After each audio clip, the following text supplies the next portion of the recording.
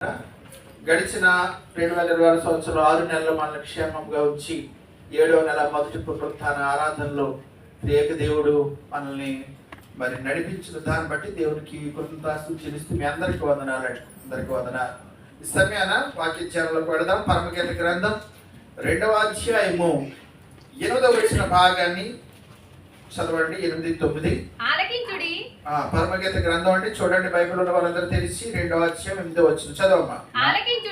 ఆలకించుడి, నా ప్రియుని స్వరము వినబడుచున్నది. ఇదిగో అతడు వచ్చుచున్నాడు, గంతులు వేయు కొండల మీదను ఎగసి దాటుచు మెట్టల మీదను అతడు వచ్చుచున్నాడు. నా ప్రియుడు ఇర్రివలే ఉన్నాడు, లేడి పిల్లవలే ఉన్నాడు. అదిగో మన గోడకు వెలుగా అతడు నిల్చున్నాడు. చాలండి, ఈ మాటలు మనం ధ్యానం చేద్దాం. ప్రీతైన బిడ్డ, ఈ మాటలు మనం ఎక్కడికి వెళ్ళక్కర్లేదు. పరిశుద్ధ గ్రంథంలో పరమగీత గ్రంథం 2వ అధ్యాయం 8-9 వచనాల్ని ఈ మధ్యాహ్న కాల సమయం ముందు ధ్యానం చేద్దాం. ఈరోజు మన అంశము నా ప్రాణ ప్రియుడు యేసయ్య. నా ప్రాణ ప్రియుడు యేసయ్య. చెప్పండి ఒకసారి, నా ప్రాణ ప్రియుడు యేసయ్య. ప్రియదేవుని బిడ్డ, ఈ సమయం మనం ఆలోచన చేస్తూ ఉంటే పరమగీత గ్రంథంలో 2వ అధ్యాయం 8వ వచనంలో ఆలకించుడి, షులమితి అనబడిన ప్రియురాలు చెప్తున్న మాట, ఆలకించుడి, నా ప్రియుని స్వరము వినబడుచున్నది. నా ప్రియుడు అనగా ఎవరండి? నా ప్రియుడు అనగా ప్రభు అయిన, చెప్పాలందరూ, ప్రభు అయిన యేసుక్రీస్తు. ఆలకించుడి, నా ప్రియుడైన యేసయ్య స్వరము నాకు వినబడుచున్నది. ఈ సమయాన్ని మనం ఆలోచన చేస్తుంటే ప్రియమైన బిడ్డలారా, మన ప్రాణ ప్రియుడు, మన కోసం ప్రాణం పెట్టిన మన రక్షకుడు, మన విమోచకుడు అంట. ఆయన మాట్లాడుతుండగా ఆ స్వరము, ఆ శబ్దము వినబడుచున్నది. చూడండి, మనం ఎప్పుడైనా సరే మనకిష్టమైన వారి మాటలు వినాలని ఆశపడుతూ ఉంటాం. మనకి నచ్చిన వారి మాటలు ఎంతసేపు ఇంకా కొంచెంసేపు మాట్లాడొచ్చు కదా అప్పుడే అన్నట్లుగా మాట్లాడుతూ ఉంటాం. ఫోన్లో కావచ్చు, లేకపోతే డైరెక్ట్గా ముఖాముఖిగా కావచ్చు. మనకి ఇష్టం లేని వాళ్ళ మాటలు, మనకి పడని వాళ్ళ మాటలు ఎలా ఉంటాయి? వీడు ఎప్పుడు వదిలేస్తాడ్రా బాబు, ఎప్పుడు ముగిస్తాడ్రా బాబు, ఎందుకు వచ్చింది తలపాటు అనుకుంటూ ఉంటారు అన్నమాట. ఈ రకంగా తప్పించుకోవాలా అని చూస్తూ ఉంటాం. ఇక్కడ మాట్లాడుతున్నది ఎవరంట? నా ప్రియుడు. ప్రియుడు అనగా ఇష్టమైన వాడు, నాకు నచ్చినవాడు, నన్ను మెచ్చినవాడు, నన్ను కోరుకుంటున్నవాడు. నా ప్రభువు మాట్లాడుతున్నాడు, ఆయన స్వరము నాకు వినపడుతున్నది. ఆయన ఇంకా మాట్లాడాలని నేను ఎదురు చూస్తున్నాను అని ఈ యొక్క షూలమితి అనబడిన ప్రియురాలు అంటూ ఉన్నది. ప్రియమైన బిడ్డలారా, ఇంకా మనం చూస్తూ ఉంటే కనుక ఆ ప్రియుడంట మాట్లాడడమే కాదు కానీ ఇదిగో అతడు వచ్చుచున్నాడు. ఎలాగ వచ్చుచున్నాడో కూడా జ్ఞాని అయిన సొలొమోను గారు రాస్తున్నాడు. ఆయన రావడమే కాదంట, ఆయన ఎలాగ వస్తున్నాడంటేనంట కింద ఏమని చెప్తున్నాడు? ఎలాగంటే గొంతులు వేయచ్చు కొండల మీదను ఎగసి దాటుచు మెట్టల మీదను అతడు. ఆయనంట ఇదిగో ఆయన వస్తున్న ఆ కండిషన్, ఆ స్థితి ఎలా ఉన్నదంటేనంట ముచ్చట కొలుపుతుందంట. ప్రియమైన బిడ్డ, ఆయనంట పరుగున వస్తున్నాడు, గొంతులు వేయచ్చు వస్తున్నాడు. ప్రియమైన బిడ్డ, గొంతులు సాధారణంగా రావట్లా, నీరసంగా రావట్లా, లేకపోతే ఇష్టం లేకుండా రావట్లా. ఇప్పుడెప్పుడు నా ప్రియురాలు కలుసుకుందామని అతనంట గొంతులు వేయచ్చు వస్తున్నాడు. గొంతులు వేయటం అనేది ఉత్సాహంగా రావటాన్ని తెలియజేస్తుంది. ప్రియమైన బిడ్డ, వేగంగా రావటాన్ని తెలియజేస్తుంది. ఇంకా గొంతులు వేయటం అనేది మనం చూస్తూ ఉంటే గనక నాట్యము చేయటాన్ని సూచిస్తుంది అనమాట. నాట్యం చేస్తున్నప్పుడు ఎలా ఉంటుంది? మనము స్థిరంగా కూర్చుని నాట్యం చేసేవాడిని ఎక్కడ చూడడం. నాట్యం చేస్తున్నాడంటే, డ్యాన్స్ చేస్తున్నాడంటే అతను కదులుతూ ఉంటాడు. అతని పాదాల నుంచి చేతులు మురివేళ వరకు కూడా ప్రతి కదలిక కనబడుతూ ఉంటుంది. ప్రియమైన బిడ్డ, కాబట్టి సమయాన్ని మనం ఆలోచన చేస్తుంటే ఈ సంఘం అనే వధువు యొక్క ప్రియుడు కూడా ఆయన వస్తున్నప్పుడు మొదటి రాకలో వచ్చాడు కదా. ఆల్రెడీ మొదటి రాకలో వచ్చాడు. మొదటి రాకలో వచ్చినప్పుడు ఆయన రాకకు కొన్ని ఆటంకాలు ఏర్పడ్డాయి. ఆ ఆటంకాలు ఏంటంటే, చూడండి, యేసయ్య పుట్టినప్పుడు మనం ఒకసారి క్రిస్మస్ ప్రసంగాలు గుర్తు చేసుకుంటూ ఉంటే మత్తయి సువార్త 2వ అధ్యాయంలో యేసు ప్రభు పుట్టాడని రాజైన హేరోదుకి తెలిసింది. రాజైన హేరోదుకి తెలిసినప్పుడు హేరోదు ఎలా ప్రవర్తించాడు? హేరోదు మంచిదండి, మంచి దేవుని కుమారుడు పుట్టాడని సంతోషించాడా? హేరోదు ఆగ్రహం చెందాడు. ప్రియమైన బిడ్డ, చంపేయాలనుకున్నాడు. కపటత్వం. ఇక్కడ ఏమంటున్నాడంటే నా ప్రియుడు ఆయన ఎలా వస్తున్నాడంటేనంట గంతులు వేచి వస్తున్నాడు. దేని మీద గంతులు వేస్తున్నాడు? కొండల మీద, మెట్టల మీద. కొండలంటే ఇప్పుడు మనం మన దారిలో ఉంటే రోడ్ అంటే మనం వెళ్తూ ఉంటాం, కారులో కావచ్చు, నడిచి కావచ్చు, వెహికల్ మీద దేని దాని మీద వెళ్తూ ఉంటాం. మన దారంతా కూడా సమముగా ఉంటుంది, సరళముగా ఉంటుంది. ఒకవేళ అంతకు ముందు కొండలు ఉన్నాయో మెట్లు ఉన్నాయో అన్ని కొట్టివేసి దాన్ని చదురు చేసి తిన్నని మార్గముగా వేసుకుంటా ఒక రోడ్డు వేస్తూ ఉంటాడు ప్రియమైన బిడ్డ. ఆ రోడ్డు మీద మనం ప్రయాణం చేస్తూ ఉంటాం. కానీ మన ప్రియుడైన ప్రభువైన యేసుక్రీస్తు వచ్చే దారిలోనంటే ఏమున్నాయంటేనంట కొండలు ఉన్నాయి, మెట్టలు ఉన్నాయి ప్రియమైన బిడ్డ. దారిలో కొండలు ఉండటం అంటే అర్థం ఏమిటి? ఆటంకాలను సూచిస్తుంది అనమాట, అడ్డంకులు సూచిస్తుంది అనమాట. యేసుక్రీస్తు ప్రభు కూడా మొదటి రాకలో వచ్చినప్పుడు ఆయన రాకకు కొన్ని ఆటంకాలు, కొన్ని అడ్డంకులు అనేవి మనం చూస్తూ ఉంటాం ప్రియమైన బిడ్డ. చూడండి, యేసుక్రీస్తు ప్రభువారు మత్తయి సువార్త 2వ అధ్యాయము 4-5 వచనాలు ఒకసారి చూస్తూ ఉంటే, అమ్మా మత్తయి 2:4-5 మిగతా వాడు కూడా తీయండి, చదవమ్మా. కాబట్టి రాజు ప్రధాన యాజకులను ప్రజలలో నుండి శాస్త్రులను అందరినీ సమకూర్చి క్రీస్తు ఎక్కడ పుట్టునని వారిని అడిగాను. అందుకు వారు యోదయ బెత్లెహేములోనే, ఏలనగా యోదయ దేశం బెత్లెహేమా, యోదా ప్రధానులలో ఎంత మాత్రము అల్పమైన దారువు కావు. ఇశ్రాయేలును నా ప్రజలను పరిపాలించే అధిపతి నీలో నుండి వచ్చును అని ప్రవక్త. ఏ ప్రవక్త అండి? ఆ ప్రవక్త ఏ ప్రవక్త చెప్పారు? మేకా ప్రవక్త. మేకా ప్రవక్త ఎప్పుడు చెప్పారు? 430 సంవత్సరాలకు పూర్వం. యేసు ప్రభు పుట్టుకకు 400 సంవత్సరాల పూర్వమే మేకా ప్రవక్త ప్రవచించారు. ఇప్పుడు ఈ ప్రవచనాలు ఎవరి దగ్గర ఉన్నాయి? ఈ ప్రవచన గ్రంథాలు ఎవరి దగ్గర ఉన్నాయి?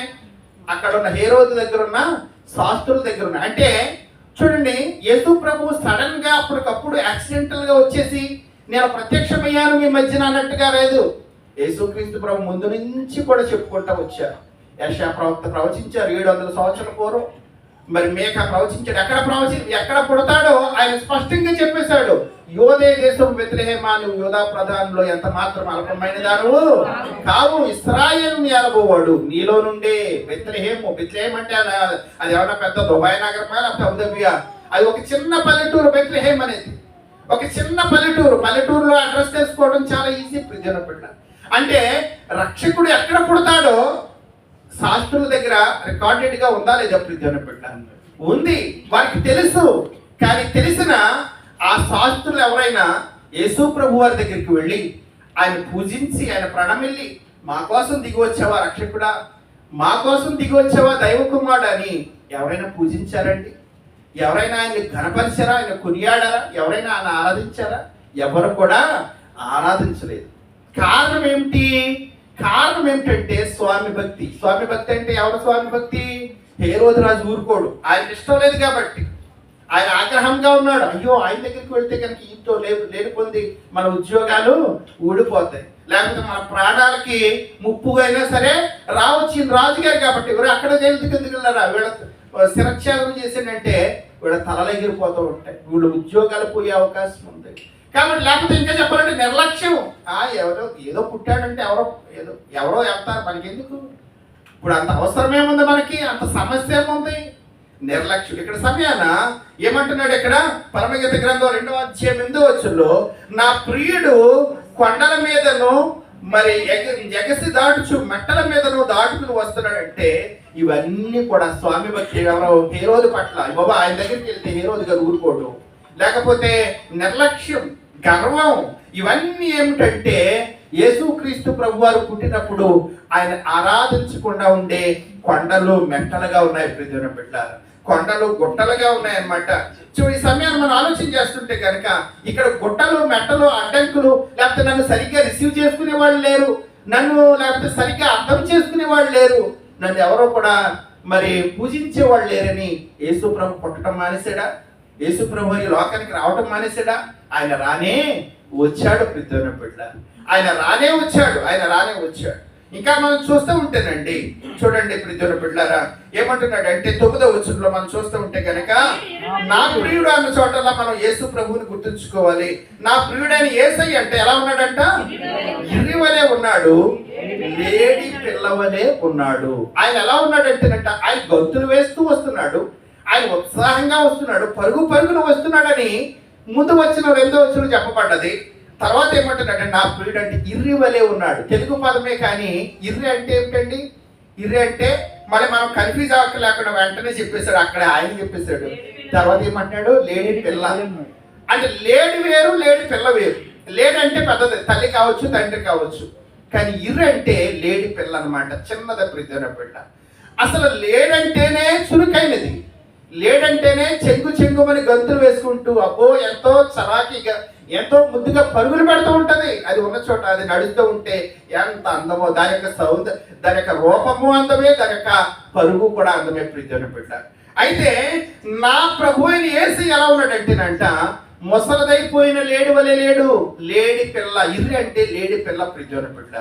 లేడి పిల్ల, లేడి కంటే లేడి ఇంకా చురుకైనది, ఇంకా వేగంగా పరిగెత్తగలదు. ఇంకా చిన్న శబ్దం అయితే సరే వెంటనే రియాక్ట్ అవుతూ ఉంటది ప్రియమైన బిడ్డ, వెంటనే రియాక్ట్ అవుతూ ఉంటది. కాబట్టి ఈ సమయంలో ప్రభు అయిన యేసుక్రీస్తు వారు కూడా ఈ లోకానికి వచ్చినప్పుడు వెళ్ళాలంటావా, లేకపోతే వెళ్ళింది కానించి ఈ మనుషులందరూ కూడా నన్ను ఎలా రిసీవ్ చేసుకుంటారు, నన్ను ఎలా గౌరవిస్తారు, నన్ను ఎలా హామీ చేస్తారు, లేకపోతే ఏదో ఆలస్యం చేసుకుంటా రాలేదు. కానీ ఆయన ఎలా వచ్చాడంటేనంట, ఒక లేడి పిల్ల ఎలాగైతే గొంతులు వేయచ్చు పరుగు పరుగును ఉరుకుతాదో అంత వేగంగా, అంత త్వరగా ఆయన ఈ లోకానికి వచ్చాడు ప్రియమైన బిడ్డ. ఆయన అంత త్వరగా ఈ లోకానికి వచ్చాడు. ఎందుకు ఈ లోకానికి వచ్చాడు? ఆయన వచ్చి ఏం చేశాడు? ఏం చేయడానికి వచ్చాడు? ఎందుకు ఆయన అంత వేగంగా ఈ లోకానికి రావాలనుకున్నాడంటే, ఆయన వచ్చి ఏం చేశాడు మీ అందరికీ తెలిసిందే. 4 సువార్తలు ఏముంది? 4 సువార్తలు ఆయన మరి కుష్ఠరోగుల్ని బాగు చేశాడు, లేకపోతే పక్షవాతం గలవారిని నడిపించారు ప్రియమైన బిడ్డ, లేకపోతే పాపంతో ఉన్న వారిని స్వస్థపరిచారు, లేకపోతే మరణించిన వారిని సైతం, చనిపోయిన వారిని సైతం ఆయన సజీవంగా బ్రతికించారు, లేపారు ప్రియమైన బిడ్డ, బ్రతికించిచ్చారు. ఈ సమయాన్ని మనం ఆలోచన చేస్తుంటే ఇవి చేయడానికే కదా ఆయన వచ్చాడు. స్వార్థ ప్రకటించారు, తండ్రి చిత్తాన్ని నెరవేర్చారు, తండ్రి చిత్తాన్ని నెరవేర్చారు. కాబట్టి వీటన్నిటికి మించి ఒక మంచి మాట చెప్తూ ఉంటాడు లోకస్వార్థికుడు, నశించిన దాన్ని వెదకి రక్షించడానికి మనుష్య కుమారుడు లోకానికి వచ్చాడు ప్రియతరు. నశించిన దాన్ని, నువ్వు నేను ఏ పాపంలో అయితే నశించిపోయామో నిన్ను నన్ను రక్షించడానికి ఆయన ఎలాగొచ్చాడంటేనట, ఆయన తాతీగా లేకపోతే మనకలాగా అన్నట్లుగా కాదు, కానీ ఆయన ఒక లేడి పిల్ల వలె చెంగు చెంగుని ఎగురుతూ ఈ లోకానికి ప్రియతరు పెట్టారు, పరుగు పరుగును వచ్చినట్లుగా మనం చూస్తున్నాం. కాబట్టి సమయాన్ని మనం ఆలోచన చేస్తుంటే కనుక ఆ వచ్చిన యేసయ్య ఇప్పుడే మనం చెప్పుకుని నశించిన దాన్ని వెదకి రక్షించడానికి వచ్చాడని ఇక్కడ ఏమంటున్నాడంటే 9వ వచనం మళ్ళీ చదవండి. పరమగీత గ్రంథం 2:9. నా ప్రియుడు, ఇప్పుడు మనం చెప్పుకున్నాం, అది లేడి పిల్లవలే ఆయన ఎగురుతూ వచ్చాడు. అదిగో మన గోడ కంటే ఎలా ఉన్నాడంటేనంట, వెలిగా అతడు నిలుచుచున్నాడు. చాలా మన గోడకు ఆయన ఎలా ఉన్నాడంటేనంట, వెలిగా నిలుచున్నాడు. వెలి అయిన యేసయ్యా, బలి అయిన యేసయ్యా అని పాడుతూ ఉంటాం ప్రియమైన బిడ్డలారా. వెలి అయిన యేసయ్యా దేనికి ఆయన కొట్టబడ్డాడు? వెలిగా అంటే గోడకు కొట్టబడ్డాడు ప్రియమైన బిడ్డ, గోడకు కొట్టబడ్డాడు. అది ఏ గోడ? అది ఏ గోడ? ఎలాంటి గోడకు ఆయన కొట్టబడ్డాడు? ఈ సమయాన్ని ఆలోచన చేస్తుంటే ఒక మాట చూడండి. ఎఫెసీ పత్రిక 2వ అధ్యాయము 14వ వచనమండి. ఎఫెసీ పత్రిక 2వ అధ్యాయము 14వ వచన భాగం. ఆయన మన సమాధానమై ఉండి, ఆయన మన సమాధానమై ఉండి మీకును మాకును ఉండిన ద్వేషమును అనగా విధి రూపకమైన ఆజ్ఞలు గల ధర్మశాస్త్రమును తన శరీరమందు కొట్టివేటి చేత మధ్య ఏముందంట అక్కడండి, మధ్య గోడను పడగొట్టి మన ఉభయులను ఏకం మన అంటే ఇద్దరు ప్రియమైన బిడ్డ, 2 గుంపులు, 2 జాతులు, 2 కమ్యూనిటీస్. ఎవరా 2 కమ్యూనిటీస్? ఒకరు యూదులు, రెండవది అన్యజనులు ప్రియమైన బిడ్డ. ఒకడు యూదులు, ఒకటి అన్యజనులు. ఈ యూదులకి అన్యజనులకి మధ్య ఏముందంటే ఒక పెద్ద గోడ ఉంది ప్రియమైన బిడ్డ. మనుషులు ఎవరు కదల్చలేని ఒక పెద్ద గోడ. ఎవరెవరికి మధ్య? యూదులకి అన్యజనులకి మధ్య. ఎందుకు ఉంది అంటే కనుక, యూదులకున్న అతిశయం ఏమిటంటే, చూడండి యేసుక్రీస్తు ప్రభువు ఎవరిలో పుట్టాడు? ఏ వంశంలో పుట్టాడండి? యోధా వంశంలో పుట్టాడు ఆయన. కాబట్టి ఇంకా చెప్పాలంటే పాత నిబంధనకి వెళ్తే పోని యూదులకి దేవుడు ఏమి ఇచ్చారంటే ధర్మశాస్త్రం ఇచ్చారు. ప్రజల బిడ్డ యూదులకి ఏమి ఇచ్చాడు దేవుడు? మోషే ద్వారా ధర్మశాస్త్రం ఇచ్చారు, అన్యజనులకు ఇవ్వలేదు. కాబట్టి యూదులకి అతిశయం గర్వం ఏమిటంటే మా దేవుడు మాకు ధర్మశాస్త్రం ఇచ్చాడు, మేము ధర్మశాస్త్రం కలిగిన వాళ్ళు, మేము సున్నతి కలిగిన వాళ్ళు, మేము దేవుని యొక్క సొంత బిడ్డలం, కాబట్టి మాకు దేవుడు ఉన్నాడు, అన్యజనులకి దేవుడు లేడు. అంతేకాదు అన్యజనులకి దేవుడు లేడు. అంతేకాదు ఈ సమయాన యూదుల యొక్క సమాజ మందిరంలో అన్యుడు ఎవడో కూడా కాలు పెట్టకూడదు, అన్యుడు అడుగు పెట్టకూడదు. అడుగు పెడితే పొరపాటున అన్యుడు ఎవడైనా అడుగు పెడితే శిక్ష ఏమిటంటే ఏదో 4 దెబ్బలు కొట్టడమో లేకపోతే అతన్ని ఇంకోటి కాదు. అన్యుడు కనుక యూదుల సమాజ మందిరంలో అడుగు పెడితే అతన్ని నిర్దాక్షిణ్యం చంపివేయచ్చు అనమాట. మరణశిక్ష, అతనికి మరణశిక్ష. ఈ సమయాన్ని మనం ఆలోచన చేస్తుంటే ప్రియమైన బిడ్డారా, కాబట్టి యూదులకు అన్యజనులకు మధ్యన ఏముందంటే ఒక మధ్య ఎవడో పోల్చలేని ఒక పెద్ద గోడ ఉంది. ప్రియమైన బిడ్డ, ఈ సమయాన యేసుక్రీస్తు ప్రభువారు ఈ లోకానికి దిగివచ్చిన తర్వాత ఆయన దిగివచ్చి మనుషులందరి కొరకు ప్రాణం పెట్టడం ద్వారా ఆయన ఈ యొక్క ధర్మశాస్త్రం అనే గోడను ఏం చేశాడంటే ఆయన కూల్చేశాడు. ఏమంటున్నాడు ఇక్కడ పౌరు భక్తుడు? ఇదిగో అనగా విధిరూపకమైన ఆజ్ఞలు గల ధర్మశాస్త్రమును తన శరీరం ముందు కొట్టివేటి చేత మధ్య గోడను ఏం చేశాడంటేనంట ఆయన పడగొట్టాడు. ధర్మశాస్త్రం అనే గోడ కోల్చబడింది. ప్రియమైన బిడ్డ, ఒకటి. రెండవదిగా ఆలోచన చేస్తూ ఉంటేనండి, ఇంకా మనం చూస్తుంటే బైబిల్ కొంచెము తరువుగా చదివే వాడికి తెలుస్తూ ఉంటది. నేను కూడా అనేక ప్రసంగాలు చెప్పుకుంటాను. మనకి పాత నిబంధన దేంతో ముగిసిపోతుంది? ఏ గ్రంథంతో? మలాకీ గ్రంథంతో. కొత్త నిబంధన దేంతో మొదలవుతుంది? మత్తయి సువార్తతో. అయితే మలాకీ గ్రంథానికి మత్తయి సువార్తకి మధ్య ఉన్న కాలం ఎంతండి? మధ్య ఉన్న కాలం 400 సంవత్సరాలు. ప్రియమైన బిడ్డ, 400 సంవత్సరాలు దేవుడు మనుషులతో మాట్లాడాల, దేవుడు మనుషులకి దర్శనం ఇవ్వాల, దేవుని వాక్కు లేదు, ప్రవక్తల ద్వారా కానీ యాజకుల ద్వారా కానీ మరి ఎవరి చేత కూడా దేవుడు మౌనమైపోయాడు. ప్రియమైన బిడ్డ, మౌనమైపోయాడు. కాబట్టి మలాకీ గ్రంథం నుండి మత్తయి సువార్త వరకు ఉన్న ఆ నిశ్శబ్దం అనే మధ్య గోడను యేసుక్రీస్తు ప్రభు యొక్క రాక వలన ఆయన కూల్చివేశాడు, కొట్టివేశాడు. ప్రియమైన బిడ్డ, కొట్టివేశాడు. ఒకటి, ధర్మశాస్త్రం అనే గోడను కూల్చాడు. రెండోది, నిశ్శబ్ద కాలం అనే గోడను కూల్చివేశాడు. మూడోది, అంత మాత్రమే కాదు కానీ వీటన్నిటికీ మించి సొలొమోను కట్టించిన యెరూషలేము దేవాలయం ఇంటి దగ్గర మనం కూడా చూస్తూ ఉంటాం. ఇక్కడ కూడా కొన్ని చర్చిలో ఉన్నాయి, ఆర్థడాక్స్ చర్చిలో ఈ యొక్క ఆల్టర్ అంటూ ఉంటాం కదా. దీన్ని ఏమంటామంటే ఆల్టర్. ఇది మీరు కూర్చునే విశ్వాసులు కూర్చునే స్థలం. అనగా ఇది సాధారణ స్థలం, ఇది పరిశుద్ధ స్థలం, ఈ కొంచెం ఇది అతి పరిశుద్ధ స్థలం. ఈ అతి పరిశుద్ధ స్థలానికి పరిశుద్ధ స్థలానికి మధ్య ఒక తెర వేయబడి ఉంటూ ఉంటది. ప్రియమైన బిడ్డ, ఒక తెర వేయబడి ఉంటూ ఉంటది. అయితే సమయాన యేసుక్రీస్తు ప్రభువారు మన కోసం దిగి వచ్చి మన కోసం ఆయన శిక్షను భరించి ఆ కల్వరి శిలలో ప్రాణం పెట్టినప్పుడు ఆయన అరచేతుల్లో మేకులు కొట్టించుకుని ఆయన ప్రక్కలో బలెపోటు పొడిపించుకుని ఆ యొక్క మరి 3 గంటల వేళ తండ్రి నీ చేతికి నా ఆత్మను అప్పగించుకొచ్చున్నాను అనగానే అప్పుడు ఏం చిరిగిందండి? దేవాలయపు తెర చిరిగింది. ఆ దేవాలయపు తెర అనేది ఒక గోడ. ప్రియమైన బిడ్డ, దేవాలయపు తెర అనేది ఒక గోడ. దేవాలయపు తెరను చింపిన వారు ఎవరంటే ప్రభు అయిన యేసుక్రీస్తు. దేవాలయపు తెర చిరగడం వల్ల విశ్వాసులైన మీరు అతి పరిశుద్ధ స్థలంలో యాజకుడు మాత్రం అడుగు పెట్టేవాడు. పాత నిబంధనలో యాజకుడు తప్ప మరి ఎవరు అడుగు పెట్టకూడదు. కానీ అతి పరిశుద్ధ స్థలాన్ని మరి విశ్వాసులందరూ చూసే ధన్యత ఇప్పుడు మనందరికీ కూడా వచ్చింది. ప్రియమైన బిడ్డ, కాబట్టి సమయాన 3 విషయాలు ఇక్కడ కనబడుతున్నాయి పరమగీత గ్రంథంలో. ఇదిగో అతడు మన గోడకు వెలిగా నిలుచున్నాడు అనగా, ఒకటి, ఆ గోడ ధర్మశాస్త్రంను సూచిస్తుంది. ధర్మశాస్త్రం అనే గోడకు వెలిగా ఆయన మేకులతో కొట్టబడ్డాడు. రెండవది, మలాకీ నుండి మత్తయి సువార్త వరకు మధ్య ఉన్న నిశ్శబ్ద కాలానికి గుర్తుగా ఆయన గోడకు వెలిగా కొట్టబడ్డాడు. మూడవది, దేవాలయపు తెర అడ్డుగా ఉన్న విశ్వాసులకు అతి పరిశుద్ధ స్థలానికి మధ్య అడ్డుగా ఉన్న దేవాలయపు తెరను చీల్చి ఆ తెరకు ఆయన మధ్య గోడకు ఆయన వెలిగా ఆయన ఉన్నాడు. ప్రియమైన బిడ్డ, తద్వారా ఈ కార్యాల ద్వారా యేసయ్య సాధించింది ఏంటి? యేసయ్య జరిగించింది ఏమిటంటే సంఘం అనే వధువును ఆయన ఏర్పరచుకున్నాడు. ప్రీతిని బిడ్డ, సంఘం అనే వధువు అంటే ఎవరండి? నువ్వు నేనే. ప్రీతిని బిడ్డ, ఈ రోజు నువ్వు నేను సంఘంలో ఉన్నామంటే యేసే ప్రాణం పెట్టబట్టి తన స్వరక్తం ఇచ్చి నన్ను కొనుక్కున్నాడు, తన సంఘంలోనికి చేర్చుకున్నాడు.